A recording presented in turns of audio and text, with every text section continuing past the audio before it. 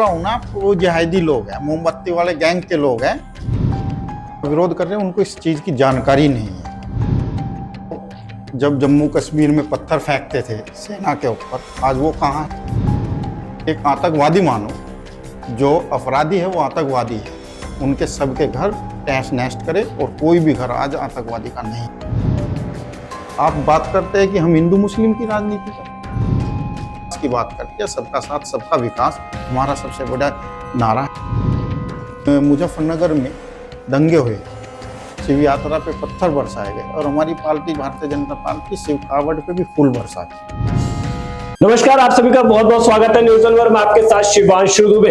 आज हम आपको एक ऐसी शख्सियत से परिचय कराने वाले हैं जो किसी परिचय का मोहताज नहीं है। साथ ही आपको बता दें, आज जो अपना विषय रखने वाले हैं वो CAA यानी नागरिकता कानून को लेकर रखने वाले। और हमारे साथ मौजूद है जनप्रतिनिधि अंकुश उर्फ मिंकू जैन। बात कर लेते हैं सीधे उनसे। सर, सबसे पहले स्वागत करना चाहूंगा अपने न्यूज वन में। और साथ ही मेरा पहला सवाल ये रहेगा कि क्या कहना चाहेंगे उन लोगों को जो CAA को लेकर विरोध कर रहे हैं। नमस्कार, मैं न्यूज वन का बहुत बहुत धन्यवाद करता हूँ।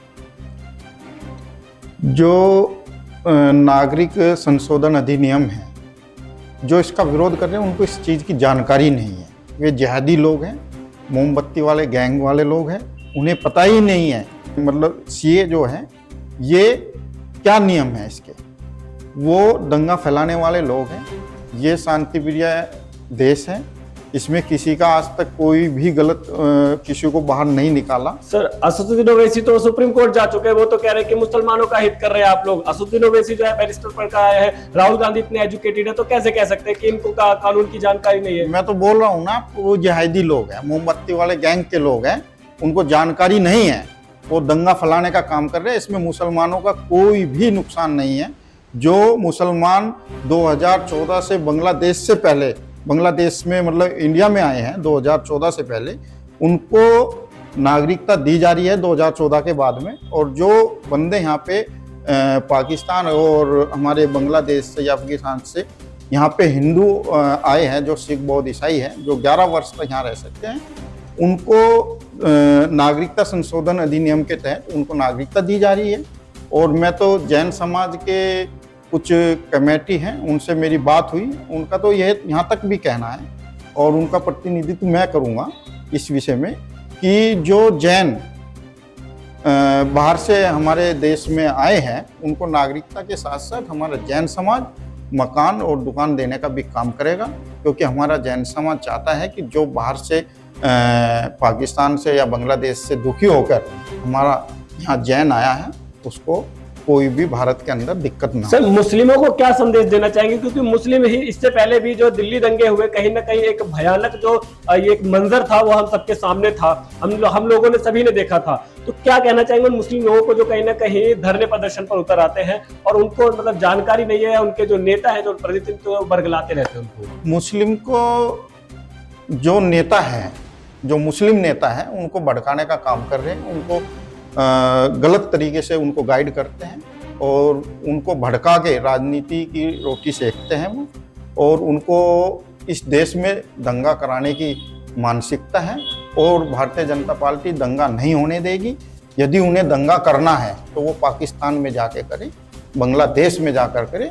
भारतीय जनता पार्टी यहाँ दंगा नहीं होने देगी। सर, राहुल गांधी तो कह रहे हैं कि क्या नाम है, जो नागरिकता संशोधन कानून है वो अभी क्यों पारित किया, इससे पहले भी कर सकते थे। चुनावी रोटियां तो आप लोग सेक रहे हैं। नहीं, हमने तो 2014 में इसको पारित करने की कोशिश करी, पर उस समय इन्होंने देश का माहौल बिगाड़ दिया था। और माहौल बिगाड़ 2019 के समय के बाद भी आप लोगों के पास 3 से 4 साल था, फिर भी नहीं आया। अब जो OBC या जो भी लोग हैं, जो अन्य जाति या धर्म के लोग हैं, नहीं, उस पे हम काम कर रहे थे। और जब लोकसभा में बिल पारित हो गया था तो उस समय कांग्रेस ने और इसने OBC ने देश में माहौल बिगाड़ने का काम किया। तो देश में माहौल नहीं बिगाड़ना था हमें, इस वजह से हमने उसको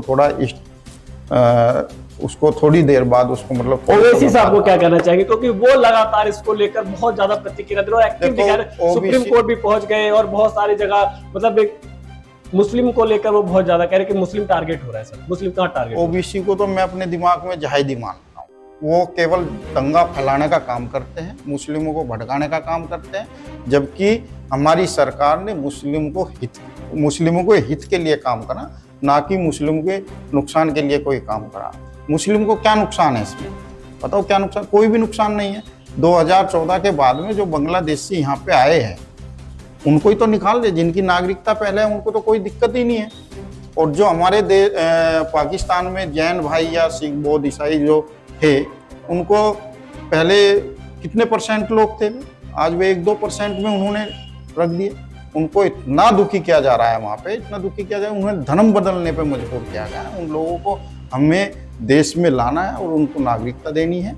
हम वो काम कर रहे हैं। जो इस चीज़ के विरोधी हैं उन्हें मैं तो समझता हूँ कि उनको भारत में रहना ही नहीं चाहिए। ये शांति प्रिय देश है। सर, जनप्रतिनिधित्व करते हो, संसद में जाकर जनप्रतिनिधित्व कर रहे, तो ऐसे कैसे कह सकते हैं कि भारत में नहीं रहना चाहिए उन लोगों को? नहीं, उनकी सोच मानसिकता खराब है ना।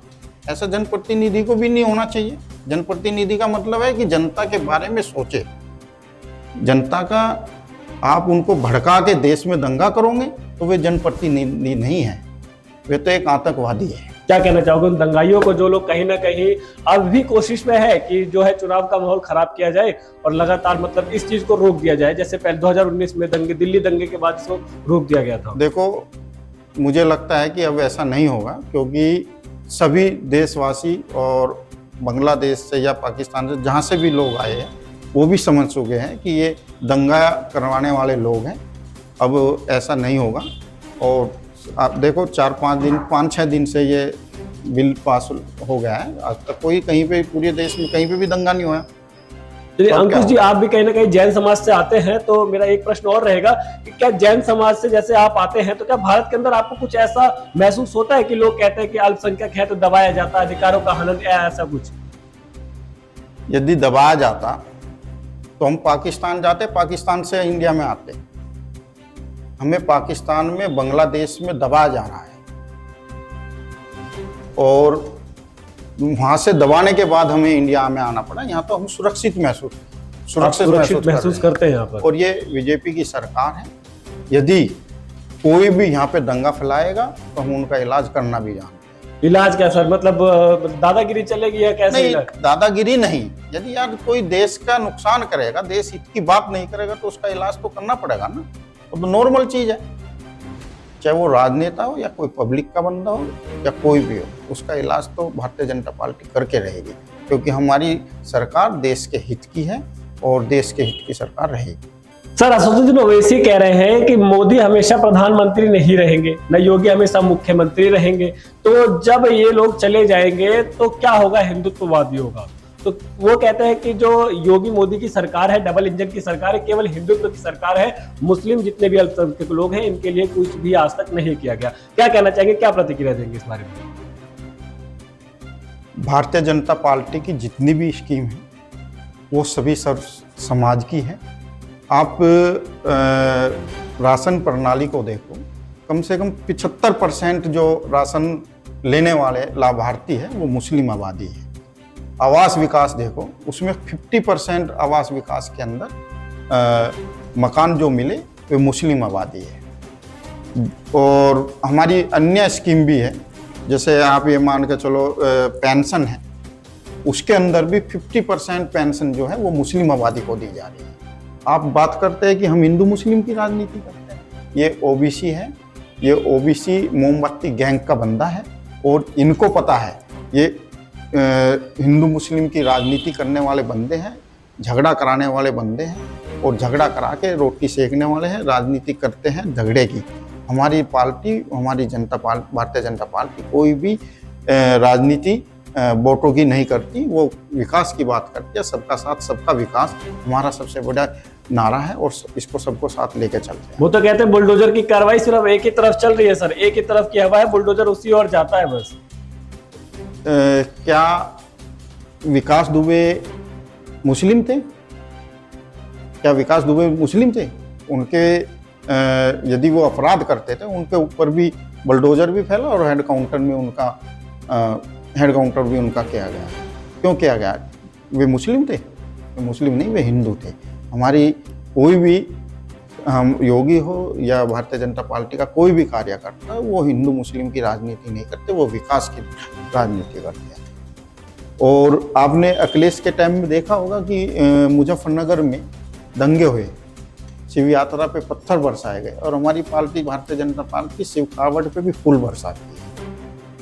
और मुस्लिम आबादी में भी कोई भी स्कीम हम द्वेष भाव नहीं करते कि ये स्कीम मुस्लिम को नहीं मिलेगी, ये हिंदू को मिलेगी। सबसे ज़्यादा स्कीम गवर्नमेंट की 50% से भी 60-70% मुस्लिम आबादी में यूज हो रही है। असदुद्दीन ओवैसी तो संतुष्टि नहीं है, वो तो कह रहे हैं कि बस हिंदूवादी है ये पार्टी और बस अब ये हिंदू का गुणगान करती है। वो जिहाद है, वो गैंग मोमबत्ती गैंग का बंदा है।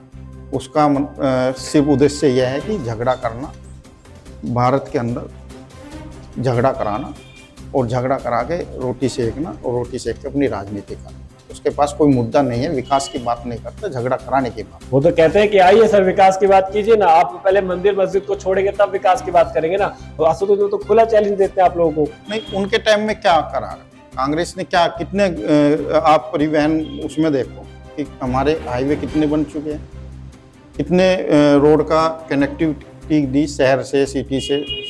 अंकुश जी, एक सवाल और लेना चाहूंगा जो कहीं ना कहीं अभी जो बहुत ज्यादा ट्रेंड कर रहा है कि नमाज जो लोग अभी अदा कर रहे हैं वो सड़कों पर कर रहे हैं, कितना सही और कितना गलत देखते हैं आप इसमें?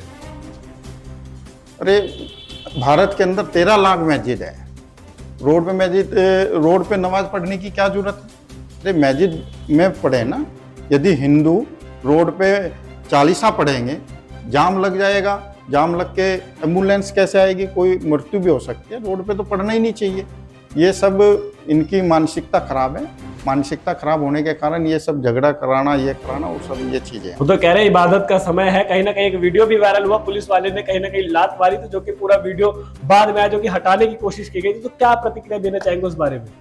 पुलिस वाले ने क्यों हटाया? पुलिस वाले ने हटाने की कोशिश की, एम्बुलेंस पीछे से आई हुई थी, वो एम्बुलेंस को जगह देने के लिए उनको हटाने की। अंकुश जी, मेरा अंतिम सवाल यही रहेगा, जो लोग इस कानून का विरोध कर रहे हैं उनको क्या कहना चाहेंगे? मैं उनको ये कहना चाहता हूँ, वे मेरे सामने बैठे, और उनको कानून का जानकारी नहीं है, उनको कानून की जानकारी मैं उन्हें दिलाऊंगा, जिससे कि वो इस मामले में शांत हो जाएं। चलिए, कहीं ना कहीं जो है अंकुश जी ने बताया, जो सीएए को लेकर बहुत सारी जानकारियां दी, और मैं धन्यवाद करना चाहूंगा उनका इस खास चर्चा।